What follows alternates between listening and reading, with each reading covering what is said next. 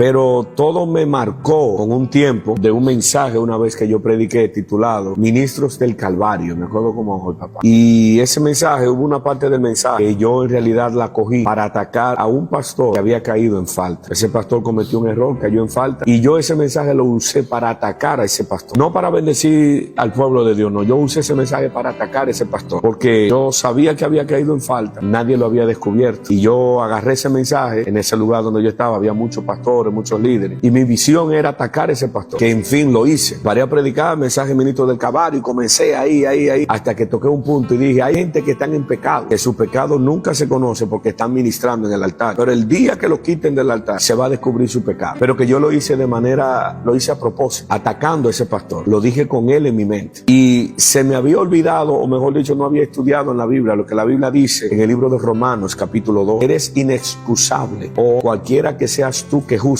porque en tanto juzgas a otro, dice la Biblia, a ti mismo te condenas. Y yo agarré y le di para allá, lo juzgué, emití un juicio en mi mensaje, emití un juicio contra él, arremetí contra él. Y ese es el peor error que puede cometer un predicador, que utilice el altar para atacar a alguien. Porque déjame decirte algo, papá, un año después estaba yo en la misma condición en la que ese pastor estaba. Un año después cometí yo el mismo error que ese pastor había cometido. Un año después, no se tomó mucho tiempo, un año después. Y yo no lo entendía hasta que un día, en medio de esa situación que viví, tirado en el monte, un día orando, le dije al Señor, ¿por qué me pasó esto? Y Dios me mostró un espíritu que fue el que me atacó, y después me dijo, pide perdón a fulano de tal. Y de una vez me fui a un año atrás, a ese lugar donde prediqué ese mensaje, atacando a ese pastor, donde ahora un año después estaba yo en la misma condición que ese pastor estaba, en el mismo pecado, en la misma caída, en la misma condición. Y desde allí entonces mi vida comenzó a cambiar, porque dicen, tanto tú juzgas a otro, a ti mismo te condenas. Lo que está diciendo que cuando nosotros usamos el altar para atacar, para prejuiciar a alguien, para predicar un mensaje atacando a alguien, haciéndole la guerra a alguien, inmediatamente activamos sobre nuestra cabeza esa misma nube de juicio